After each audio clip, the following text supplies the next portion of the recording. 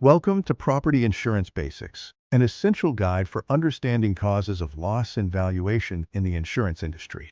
Property insurance protects against financial losses from damage to property, making it crucial for both individuals and businesses. Understanding the specific causes of loss and how property is valued are fundamental concepts for any insurance professional. Let's begin by exploring the various causes of loss, which are categorized into different forms to define coverage.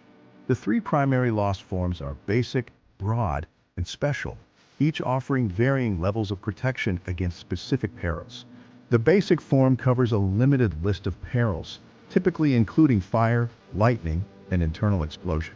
It also includes perils like windstorm, hail, smoke, aircraft or vehicle impact, riot or civil commotion, vandalism, sprinkler leakage, sinkhole collapse, and volcanic action. The broad form expands upon the basic form by adding several more perils, offering more comprehensive coverage. Additional perils in the broad form include falling objects, weight of ice, snow, or sleet, water damage from plumbing, and collapse. The special form, often called all risk or open perils, covers all causes of loss unless specifically excluded in the policy. This form provides the broadest coverage, shifting the burden of proof to the insurer to demonstrate an exclusion applies. Next, let's differentiate between direct and indirect loss, two critical concepts in assessing insurance claims. Direct loss is the immediate physical damage to property caused by a covered peril. For example, if a fire burns down a building, the cost to repair or rebuild that structure is a direct loss.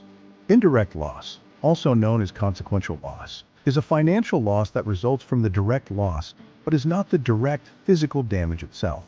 Using the same fire example, the loss of rental income from the damaged building or the extra expenses incurred while operating from a temporary location are indirect losses. Distinguishing between these two types of losses is crucial for proper claim adjustment and policyholder understanding.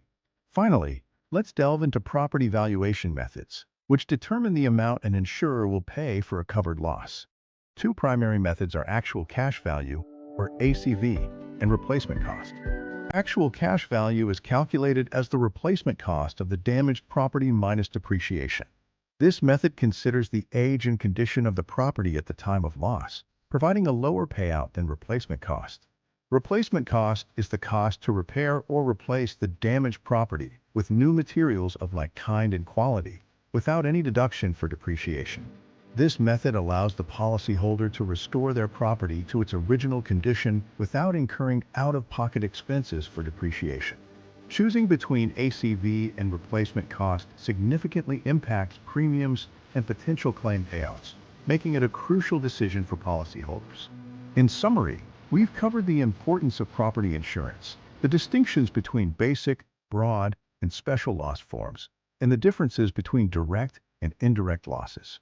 We also explored the key valuation methods, actual cash value and replacement cost, which are fundamental to understanding policy benefits. Mastering these basics is essential for anyone navigating the complexities of property insurance.